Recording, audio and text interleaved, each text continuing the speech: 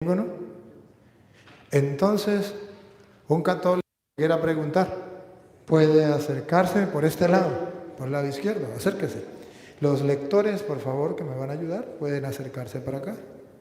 Aquí pueden, por este lado, pueden preguntar. Los lectores pueden estar aquí. Buenas noches. Padre, yo soy católico, soy de la comunidad misionera de Jinotepe, Carazo, Nicaragua, pero allá tenemos una duda. Sabemos de que en el Nuevo Testamento al Dios Padre se le menciona de muchas maneras, ¿verdad? Como un nombre.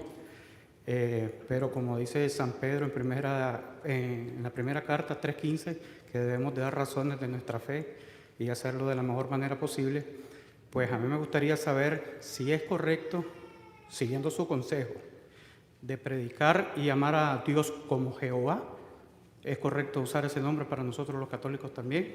¿O no lo debemos hacer? Muy bien. No es correcto nosotros como católicos llamarlo Jehová. Pero es un pecado, no estoy hablando que sea un pecado, estoy diciendo que no es correcto. ¿Por qué no es correcto?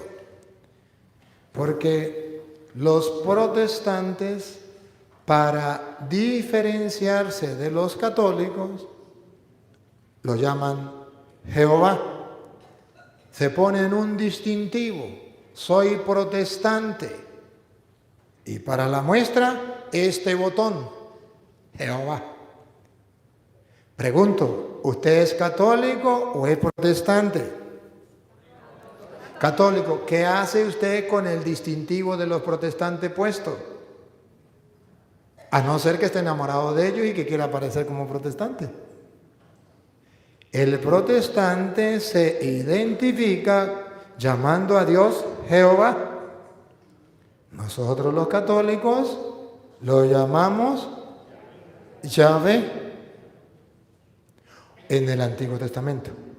En el Nuevo Testamento lo llamamos Padre, ¿verdad? Lo llamamos Dios. Pero simplemente yo como católico no debo utilizar esa expresión para dirigirme a Dios, porque esa es la expresión que utilizan los protestantes para llamar a Dios. Otros lo llamarán Alá. Pero yo no lo llamo Alá porque así lo llaman otras personas de otra religión. Yo tengo que identificarme como católico y sentirme como católico, hablar como católico, creer como católico, actuar como católico. Es ahí el detalle. Pero un católico no tiene que estar hablando de Jehová, a no ser que, como lo estoy haciendo yo ahorita, para ponerles el ejemplo a ustedes. ¿Verdad? Otra preguntita, pues. Acérquese por acá. Yo soy católica y mi pregunta es que en veces cuando te dicen que Dios no es religión, es relación, ¿cómo se le puede contestar a una persona? A Petronilo le patina el coco, le patina el coco, le patina el coco. Mira, eso se llama ignorancia. Ignorancia, desconocimiento.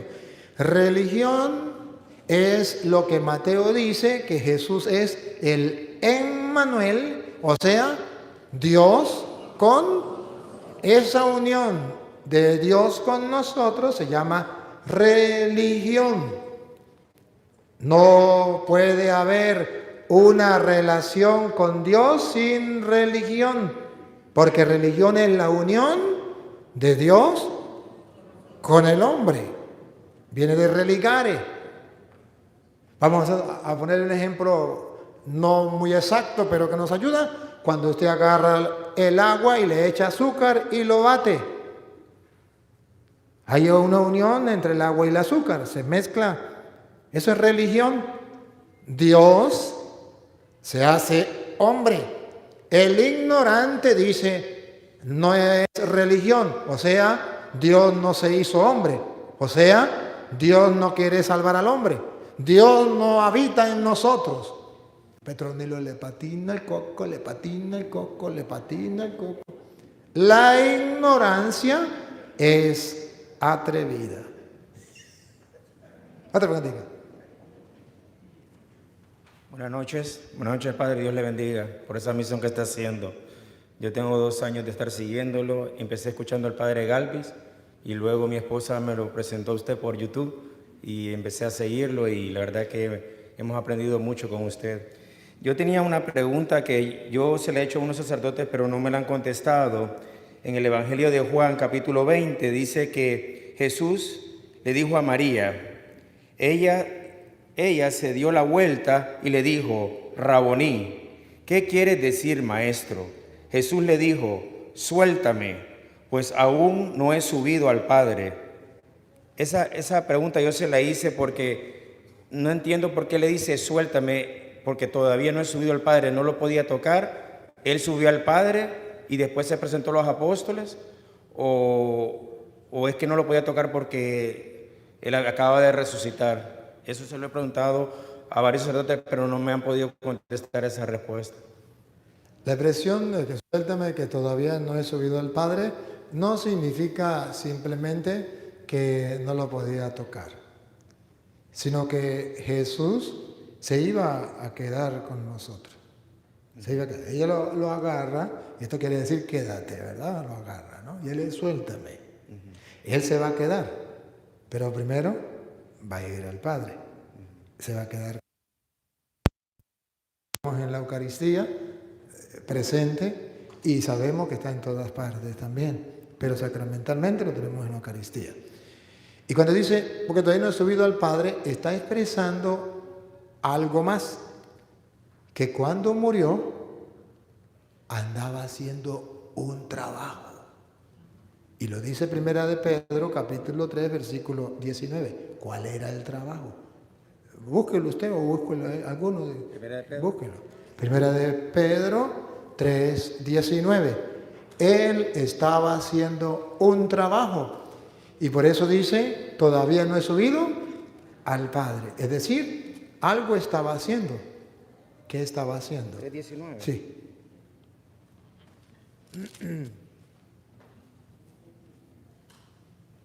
Entonces fue a predicar a los espíritus encarcelados. ¿Qué estaba haciendo? ¿Otra vez? Entonces fue a predicar a los espíritus encarcelados. Siga. Me refiero a esas personas que se negaron a creer en tiempo de Noé, cuando estaban por acabarse la paciencia de Dios y Noé ya no estaba construyendo el arca. Entonces, lo que quiere decir que Él murió no solamente por nosotros, no solamente por los que estaban en ese momento, sino además por los que habían vivido antes que Él. Y por eso dice, todavía no he subido el Padre, para que usted se pregunte, ¿y dónde estaba? Y entonces la misma Biblia responde, andaba predicándole a los espíritus encarcelados que antes de Noé estaban esperando al Mesías, que en castellano teológicamente significa que Jesucristo le abre el cielo a los del Antiguo Testamento y a los del Nuevo Testamento. Que Jesucristo es el Mesías del Nuevo Testamento y del Antiguo Testamento. Es el Salvador de los del Nuevo Testamento y del Antiguo Testamento. ¿Lo puedo hacer otra vez? Sí, claro. Okay. En el libro de Éxodos, yo tenía duda también cuando Séfora le pregunta, dice, cuando Moisés iba de camino, el ángel de Yahvé se le presentó en el lugar donde pasaba la noche, con la intención de quitarle la vida. Tomó entonces Séfora un cuchillo de piedra y cortando el prepucio de su hijo, lo tocó con él los pies de Moisés y luego dijo, tú eres para mí un esposo de sangre. El ángel lo dejó. Ella ya había dicho estas palabras, esposo de sangre, a causa de la circuncisión. ¿Cuál es la pregunta? La pregunta es ¿por qué el ángel quería, atentar contra Moisés? Es que el ángel de Dios representa a Dios y simplemente Dios puede llevarnos a nosotros cuando Él quiera. Él es el dueño de nuestra vida. Pero aquí hace como un pacto. ¿Se acuerda que la circuncisión era el pacto de Dios con el hombre? Entonces hace la circuncisión como diciendo, Señor, estoy haciendo esto para que conceda, vamos a ponerle, si le permitió más vida, no le quitó la vida, para que nos conceda la oportunidad de seguir viviendo. Es una manera de ofrecer un sacrificio, un acto de fe, un acto de piedad. Es como recalcar la alianza con Dios, diciéndole, Señor, yo quiero que me ayude en esto, pero yo también quiero comprometerme contigo, con tu alianza, ofreciendo este sacrificio. En este momento era el sacrificio del prepucio, era un sacrificio que se le hacía, se ofrecía y era de sangre, como diciendo, hay un pacto con Dios. Ok, muchas gracias. Bye. La Biblia protestante la tiene ahí. Pasen los que van a leer por este lado, aquí al derecho, para que dejen los que van a preguntar al lado izquierdo. ¿Ustedes son los que van a leer? ¿Sí? ¿Usted también va a leer? Pase para acá por el lado derecho. Mateo 5, 20, 30 ¿qué? 31 y 32. Vamos a leer el de la Reina Valera porque no sé de qué Biblia la sacó ella. Pero vamos a escuchar la de que la Reina.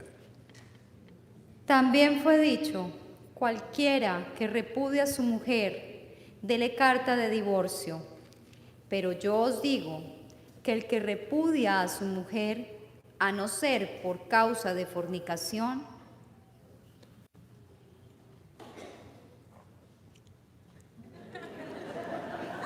Lupita nos saca del problema. A no ser, por causa de fornicación, a no ser, por causa de fornicación, es cuando hay fornicación. La fornicación es cuando no hay matrimonio, están viviendo en concubinato. Cuando hay relación sexual y son casados, se llama adulterio. Cuando las parejas están viviendo en fornicación arrejuntado, sí se pueden separar de otro. Pero cuando es adulterio, cuando es adulterio, o sea que ya están casados, que no, es ahí la diferencia. Por eso, Primera de Corintios, capítulo, habla cuando ya no es fornicación. Ahora es cuando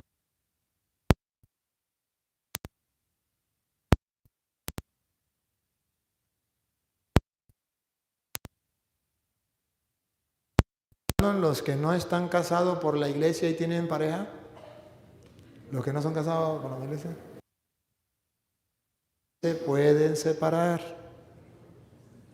No hay ningún problema.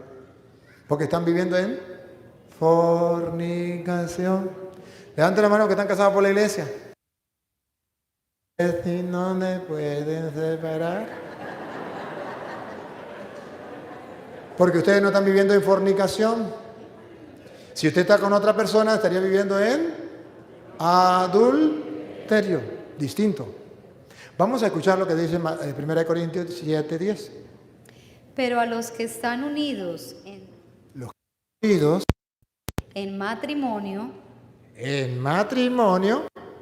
mando, no yo, sino el Señor, o sea, yo no fui el que lo escribí, fue el Señor que manda, que la mujer no se separe del marido. ¿escuchó? Cuando es fornicación, no matrimonio, sí se puede separar. Cuando es en matrimonio, que no se separe del marido. Y si se separa, quédese sin casar. Y si se separa, no se puede meter con nada. Está bien, no lo aguanto más, quedó cansada de los hombres hasta aquí. Demuéstrenlo, no busque otro. Pero padre, ya estoy en una jovencita de 30 años y usted entiende, ¿no, padre? ¿Usted entiende? Todavía funciono y todavía siento. Está bien, está bien, está bien. La Biblia da para todo eso, ponga cuidado. O reconcíliese con su marido. Si todavía tiene necesidad, no se busque otro. Vaya y reconcíliese con su marido. Con ese no quiero nada, pues quédate solita para toda la vida. Sarna con gusto no pica, y si pica, no mortifica. Venga. Tengo 4 preguntas. No más. Antes de preguntar, quisiera decirle que lo quiero mucho, porque el Espíritu Santo ha cambiado mi vida a través de sus enseñanzas. Y entonces ahora vivo enamorada de Dios, la Iglesia y la Virgen María, y muy orgullosa de ser católica.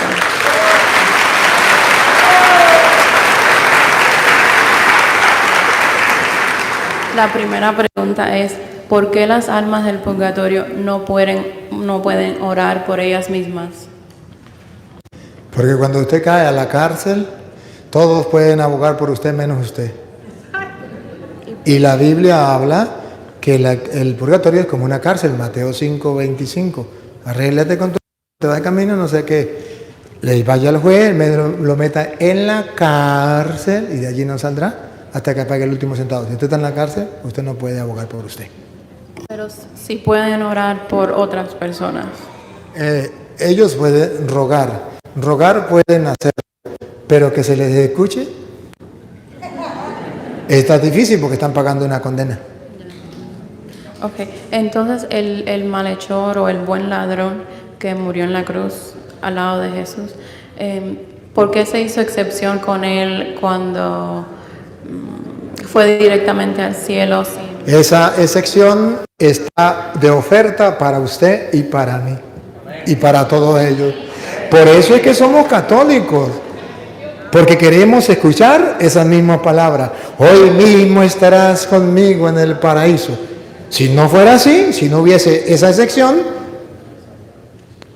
sería lo mismo ser testigo de Jehová, pentecostal, adventista, al fin y al cabo todo es lo mismo. No, hay una diferencia. La salvación de los protestantes existe, pero después de que paguen hasta el último centavo. Y la salvación del católico creyente que vive su fe y recibe el perdón de Dios, ese hoy mismo estarás conmigo en el paraíso. ¿Cuál es el esfuerzo que hacemos nosotros? El esfuerzo que hacemos es estar con paz con Dios, confesarme constantemente para que el día en que me llegue la muerte esté en paz con Él, igual que el buen ladrón que le pidió perdón a Jesús y Jesús le perdonó, y puede decirse de él, hoy mismo estarás conmigo en el paraíso. Pero si yo no he confesado los pecados, no puede decir, hoy mismo estarás conmigo en el paraíso. Tendrá que decir, mañana después que pague, estará conmigo en el paraíso. Esa es la diferencia entre un católico y un protestante. ¿Los protestantes podrán alcanzar la salvación? Sí, pero no hoy. Mañana, después que paguen.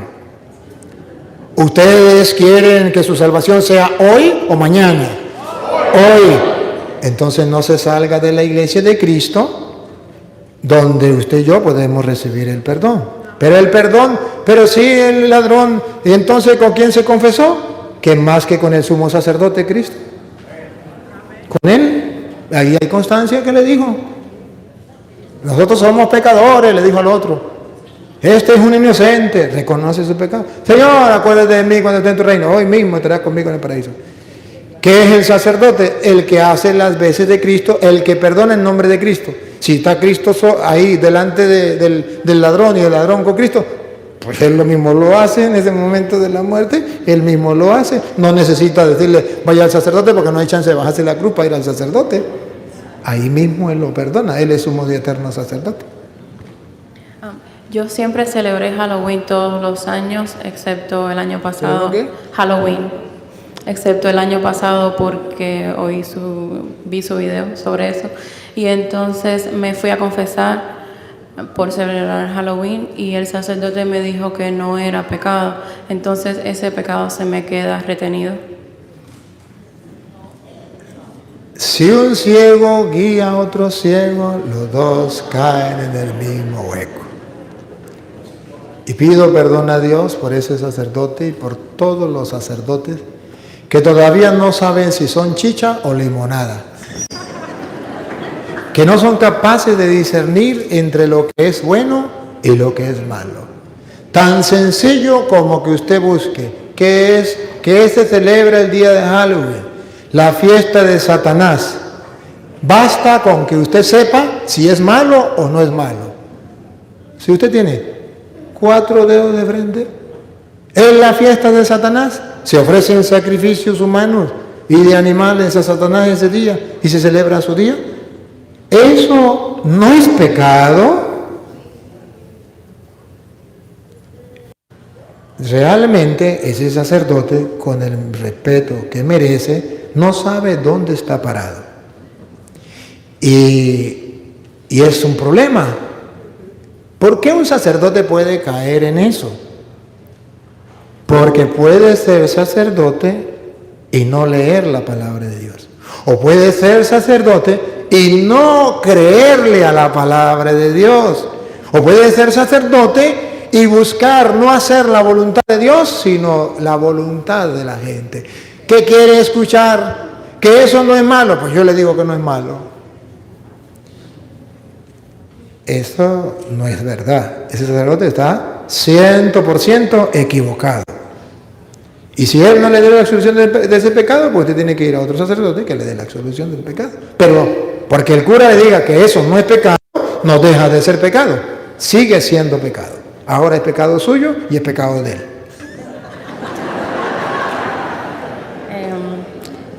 La cuarta es una pregunta de alguien que conozco que tiene pena de preguntar. Ella quiere saber, porque le pasan muchas cosas que no son normales, y quiere saber qué debe hacer o con quién debe hablar para encontrar significado para esas cosas. Y una de las cosas que le pasó es que bañando a mi hijo le creció en los brazos. En ese entonces tenía como 1 añito y le creció como un niño de 3 años y le pesaba más en los brazos. Y ella quiere saber cómo puede encontrar significado o qué quiere decir esas cosas. Pero sintió que le creció y volvió a ser pequeñito. Volvió a ser mi hijo de nuevo. ¿Ah? Sí, volvió a ser mi hijo de nuevo. Sí, puede ser que la persona esté pasando por un momento eso se llama, llamémoslo así, una visión que tuvo. El momento. Lo de Navidad, nosotros celebramos el nacimiento del niño Jesús. ¿Qué celebramos? Que todo un Dios se hizo hombre y que quiso hacerse como un niño. Esto es lo que nosotros celebramos. Al celebrarlo, no podemos dejar, confundirnos con las cosas mundanas que nos quieren robar el sentido. ¿Para qué nos reunimos? ¿Para qué? Tenemos que estar claros, para celebrar el nacimiento del niño. Para eso, esto lo festejamos. Ahora, ya hay otras cosas que nos quieren meter, por ejemplo, el espíritu de la Navidad, que nos aleja de lo que es el centro de la Navidad. Lo que ella dice, muchas personas le dan más importancia al arbolito que al pesebre, que es lo que estamos celebrando. Otra persona le da importancia a las fiestas mundanas que a la fiesta religiosa como tal. El 24 de diciembre la gente está tomando licor, está de parranda, no va a misa. ¿Qué está celebrando? Navidad. ¿Qué es eso, Navidad? ¿Tomar licor? ¿Andar de parranda? No. Eso hay que purificarlo. Y eso es claro. Si nosotros no lo vivimos, no vamos a enseñar a otros a vivirlo. Pero los católicos tenemos que vivirlo. Y de ir despojándonos de las cosas del mundo para darle mayor peso a lo que estamos celebrando. ¿Por qué ese día 25 de diciembre? Porque el día 25 de diciembre es el día más largo del año, es el día donde se celebraba el día del Dios Sol. El Dios Sol. El Dios Sol. ¿Y quién era el Dios Sol? Para los paganos existían muchos dioses. Por eso en inglés, yo no sé inglés, ¿usted sabe algo en inglés? ¿Cómo se dice domingo en inglés? ¿No sabe cómo dice? Sunday. Eso. Y esto significa día del sol. Lunes, día de la luna, martes, día del planeta Marte, miércoles Mercurio, jueves Júpiter, viernes Venus, sábado Saturno. Porque los paganos tenían un día para cada dios. Tenían muchos dioses, eran paganos.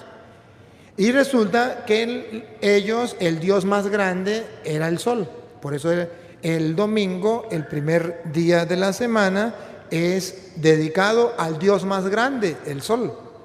El lunes a la diosa luna, el martes a dios Mercurio, a dios Marte, miércoles a dios Mercurio, jueves a dios Júpiter, viernes a la diosa Venus, sábado al dios Saturno. Cuando vienen los cristianos tienen que evangelizar el mundo pagano, porque recuerde que los cristianos eran un grupito de 12 apóstoles y fueron creciendo, y cuando vayan creciendo se encuentran con un mundo pagano. ¿Qué hacemos con ese mundo pagano?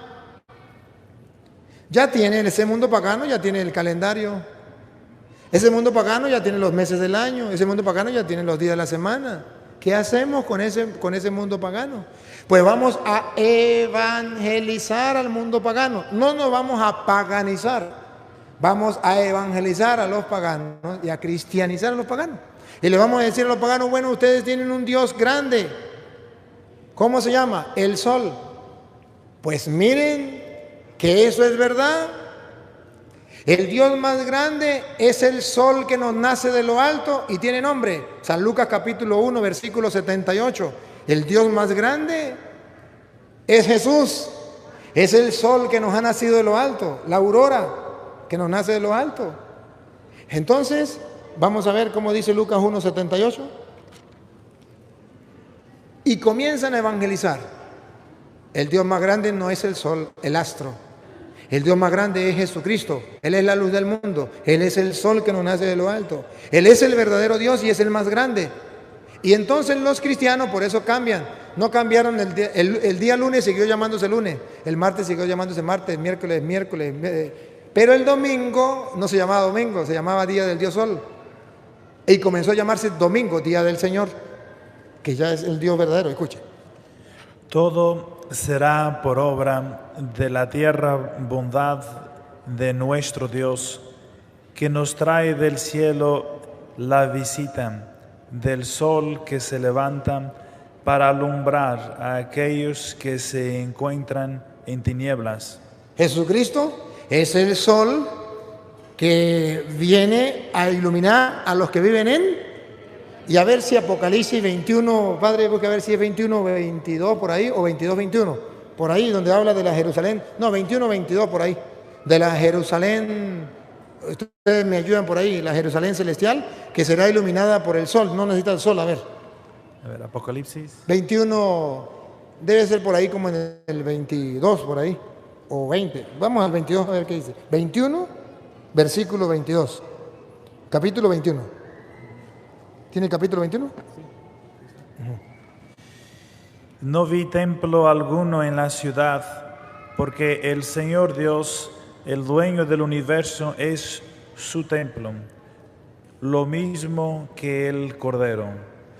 No necesita ni de la luz del sol ni de la luna, porque la gloria de Dios la ilumina, y su lámpara es el Cordero. Y su lámpara, su sol, es el Cordero. Entonces, los cristianos le dicen a los paganos, tenemos un nuevo sol, ya no es el astro, ese nuevo sol es Dios. Entonces, ¿qué día celebran ustedes el Dios más grande? El 25 de diciembre. Lo celebraban ellos. Pues el 25 de diciembre vamos a celebrar la fiesta del nacimiento del verdadero sol, que es Cristo. Y por eso se celebra el 25 de diciembre. Y por eso ustedes verán que la hostia, que los protestantes dicen, ¿por qué la hostia es redonda? ¿Y por qué la custodia es como rayos de sol? Porque Él es el sol que nos ha nacido de lo alto. Solo que ellos no han leído la Biblia. Pero nosotros lo creemos. Él es Dios. Él es el Dios de la Nueva Jerusalén. Él es el que va a alumbrar. Él es el sol que nos ha nacido de lo alto para iluminar a los que estaban en tiniebla. Por eso Él dice, yo soy la luz del mundo. Él es. Y nosotros lo creemos. Y celebramos el 25 de diciembre. Pero Cristo no nació ese día. Es que nosotros no celebramos el día en que Cristo nació. Nosotros, ¿sabe qué celebramos? El acontecimiento. El Emmanuel, Dios con nosotros, se hizo hombre y eso es lo que celebramos. El día, pregúnteme si me importa. Lo que me importa es celebrar el acontecimiento.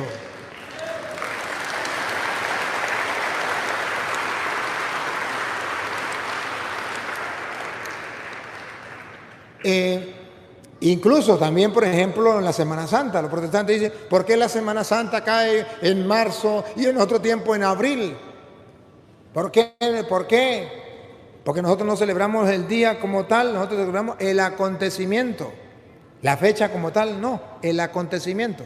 Jesús murió el Viernes Santo y resucitó el domingo. Ese acontecimiento lo celebramos, no importa que sea, la fecha cambie, lo que necesitamos es el acontecimiento. Lo que nosotros creemos sucedió, que Él nació y nosotros lo celebramos, que Él murió para salvarnos a nosotros y Él resucitó y nosotros lo celebramos. Eso es lo importante. La tercera era la de... la tercera pregunta, ¿sí la recuerda? No. Que si la cita de la Biblia donde dice que es más fácil que entre un camello por el ojo de una aguja que un rico al reino de los cielos. Ya. Sí, cuando Jesús dijo que es más fácil que un camello entre por el hueco de una aguja, a que un rico se salve, los apóstoles dijeron, ¿y entonces quién se salvará? Y era precisamente porque a un rico le cuesta mucho desprenderse de sus riquezas. Eso está, cuando a un rico le cuesta mucho desprenderse. San Lucas capítulo 18, a ver padre si es el versículo 18 por ahí. San Lucas 18, si mal no recuerdo.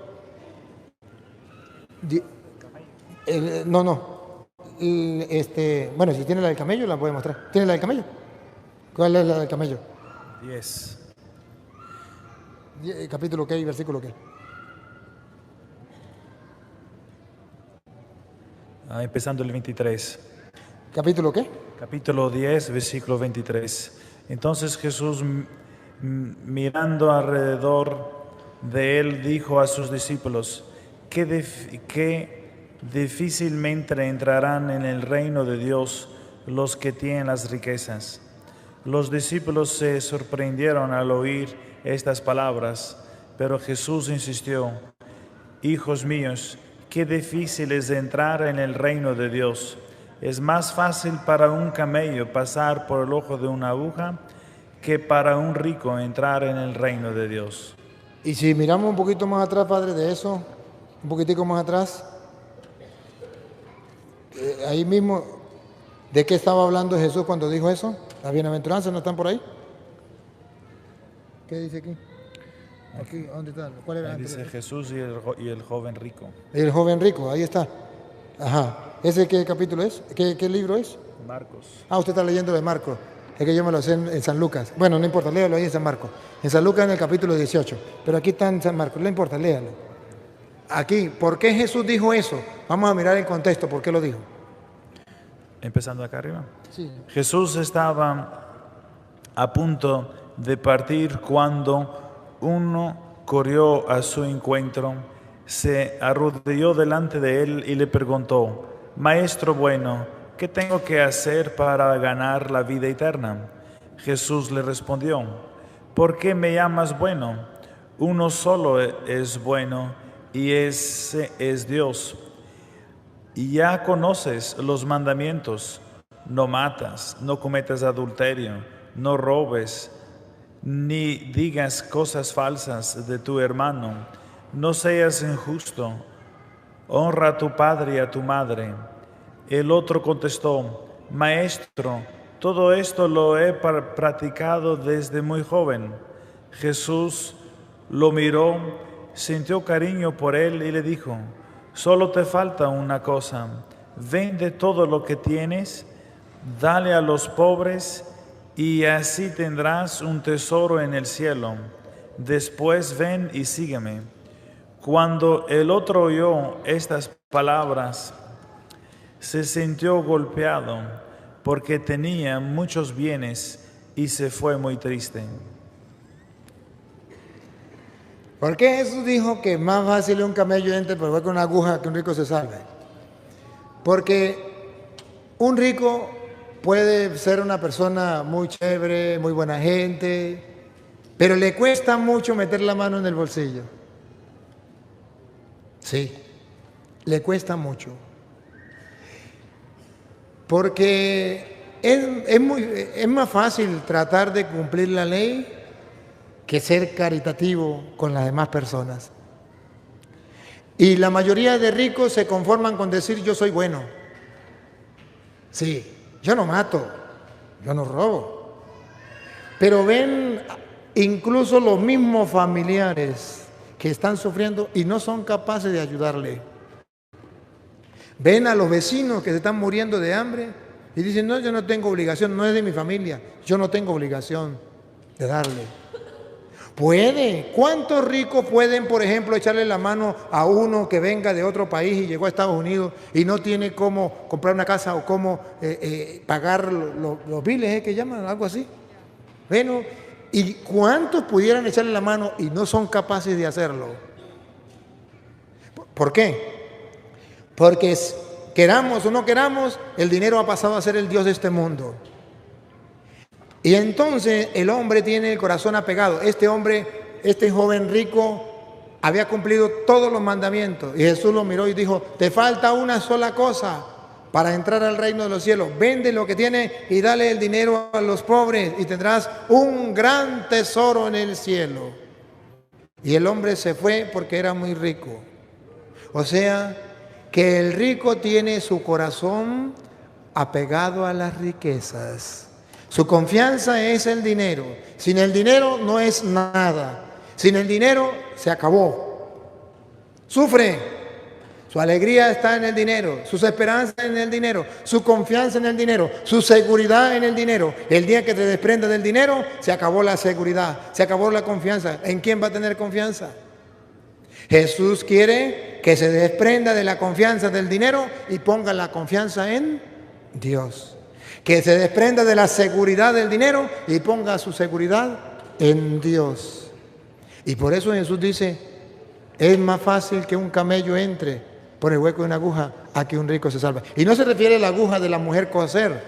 Se refiere que en el pueblo de Israel había varias puertas para entrar. Pero había una puerta muy pequeña, más pequeña, que los camellos no podían entrar. Por las otras puertas entraban los camellos. Pero por esa puerta no podía entrar el camello a menos que se arrastrara un poquito y pudiera entrar. Pero era muy difícil que un camello entrara por ahí, porque por ahí no podían entrar los animales. Entraban por otro lado y por ahí no. Y el camello tenía que agacharse mucho para entrar y era muy difícil. A lo mejor un camello pequeño podía entrar, pero por eso dice Jesús: es más fácil que un camello entre por el hueco de una aguja, así se llamaba la puerta, a que un rico se salve. Es muy difícil a que un rico entre al reino de los cielos. ¿Por qué? Por el amor al dinero. Ya sé que algún rico me puede decir: padre, es que no es malo ser rico. Lo malo es darle el corazón a las riquezas, apegarme a las riquezas. Yo soy rico, pero yo no me apego a las riquezas. Te felicito. Ahora voy a hacer un examen para ver si pasa la prueba. ¿Hay algún pobre en su familia que necesite una casita y que usted pueda ayudarle? Sí. ¿Por qué no le ayuda? Porque tiene el corazón apegado a la riqueza. Una cosa es lo que dice y otra cosa es lo que hace. ¿Hay algún hermano que le haya pedido una ayuda para algo? Sí. ¿Se la ha negado? Sí, pero es que yo creo que ese de verdad no necesita. ¿Será que de verdad no necesita o que usted es agarrado, más agarrado que una viejita en moto? ¿Qué pasará? Cuando Jesús dijo eso es por algo. Llamemos esto así, Cristo era rico, es el Hijo de Dios, toda la riqueza. Y siendo rico se hizo pobre, al punto que cuando murió en la cruz no tenía nada. Lo único que tenía era su madre y la regaló. La diferencia entre Cristo y los cristianos es que los cristianos, siendo pobres, queremos ser ricos. ¿Por qué usted ha abandonado la familia y le ha dedicado todo el tiempo al trabajo y ha descuidado a la esposa y los hijos?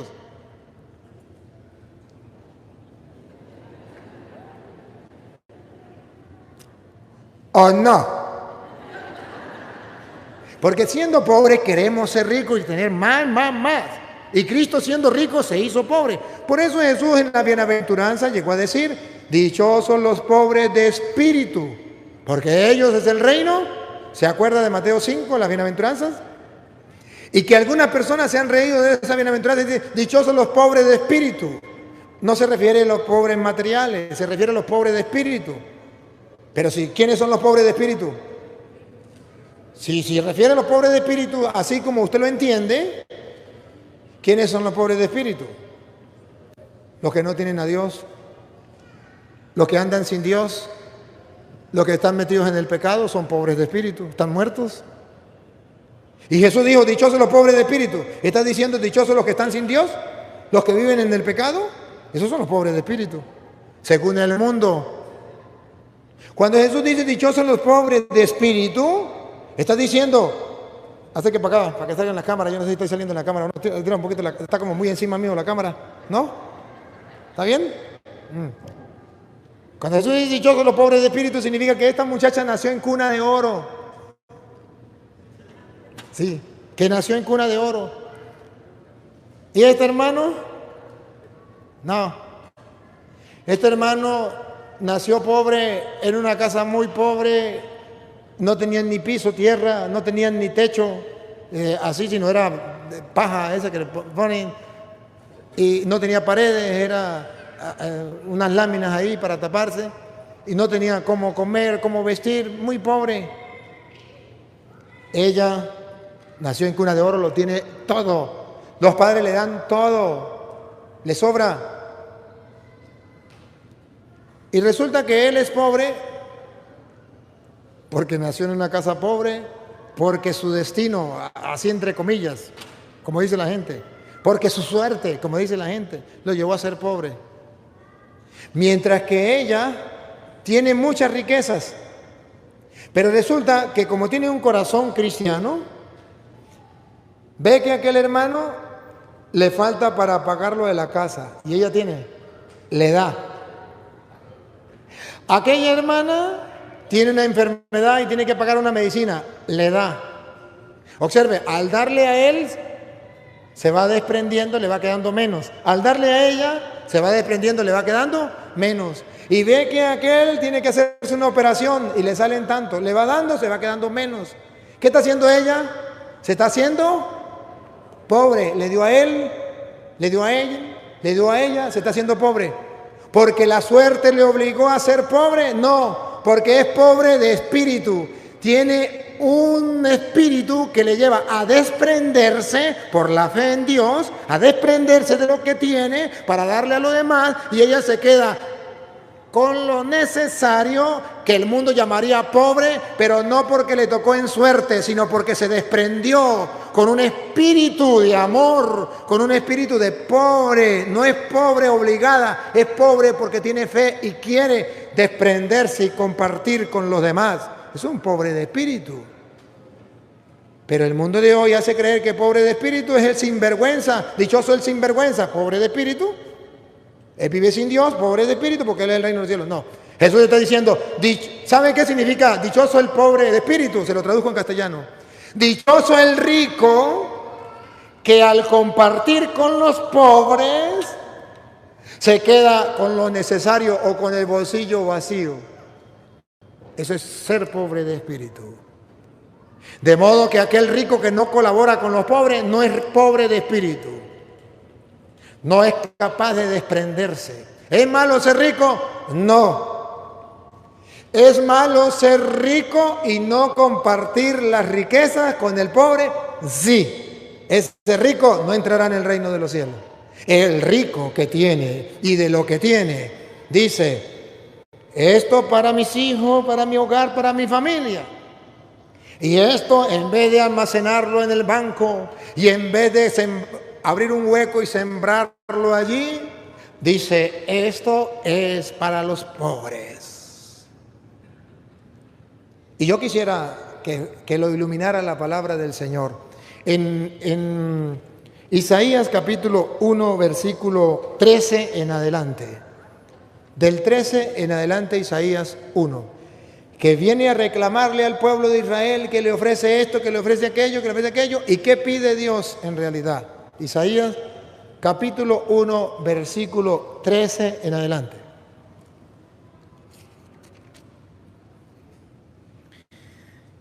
Déjense de traerme ofrendas inútiles. El incienso me causa horror. Lunas nuevas, sábados, reuniones. Ya no soporto más sacrificio ni fiesta. Odio sus lunas nuevas y sus solemnidades.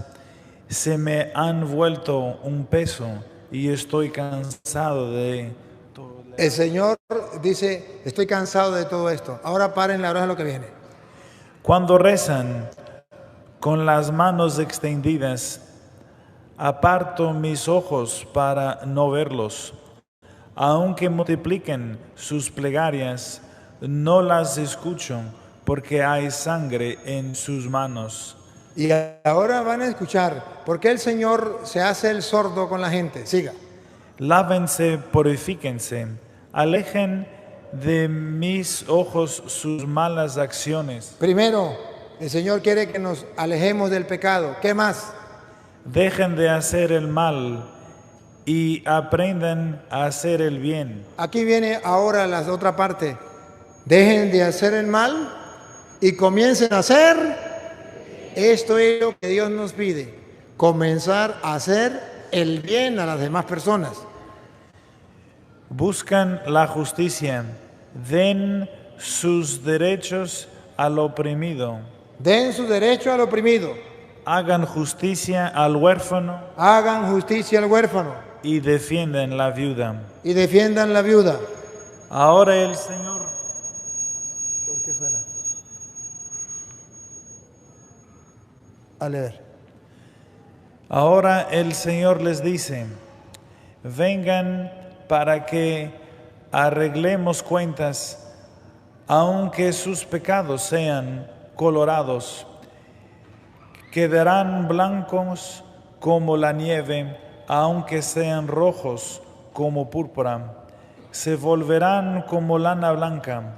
Cuando usted y yo practicamos la caridad con el huérfano, con la viuda, con el necesitado, cuando le hacemos el bien a esta persona, ¿quién era el huérfano en el Antiguo Testamento? ¿Quién era la viuda? Los más pobres, los más necesitados.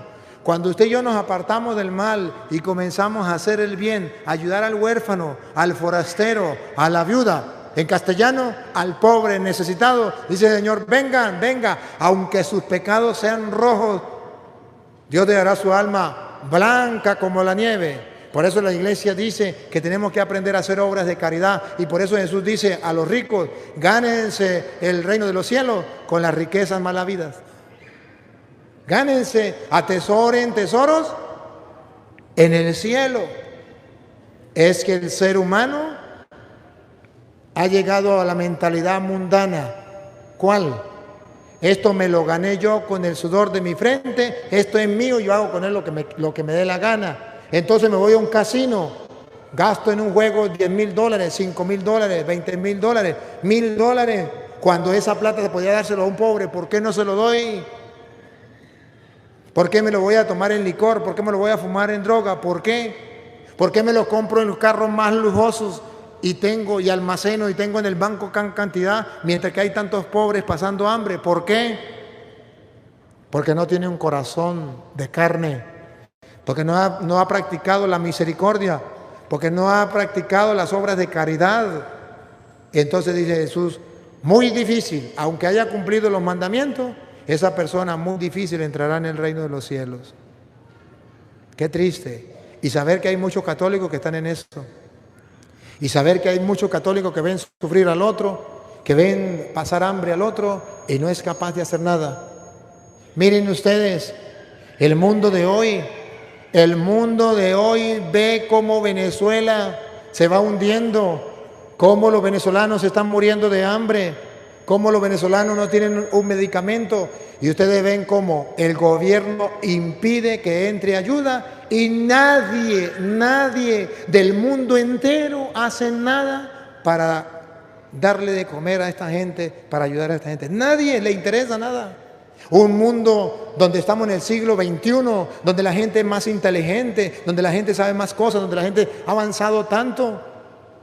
Saber que haya gente que se muere de hambre por el capricho de un hombre y que nadie haga nada. Pero el mundo es cristiano, el mundo es creyente, el mundo ha avanzado en tantas cosas. Qué triste, qué triste. ¿Y cuántas personas pueden ayudar y no lo hacen? No solamente pongo Venezuela por un ejemplo, pero hay otros países pobres también. Incluso ustedes mismos, en su familia tienen tanta gente pobre, comunidades pobres, y usted desde que vino a Estados Unidos se desprendió de esa gente y ahora eso es chusma, eso es basura. Yo estoy en Estados Unidos, yo sí valgo, yo sí soy importante. ¿Se olvidó cuando era pobre? ¿Se olvidó cuando estaba necesitado? Por eso Jesús le anda duro a los ricos. Pero cuando los apóstoles dijeron, entonces, ¿quién se salvará? Y Jesús les dijo, lo que es imposible para los hombres, no es imposible para Dios.